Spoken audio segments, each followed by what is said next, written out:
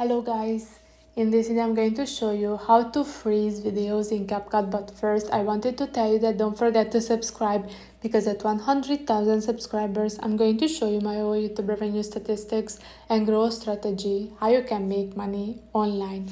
So let's jump into it. First you have to select one of your projects that you would like to edit, or you can start a new one if you click on that plus icon, and now you have to select from your gallery that you would like to edit. And when you open one of your projects, you have to click on the edit option, which is the first one on the bottom of the screen. So this one with this girl is a photo. I have to select a video to use that freeze option.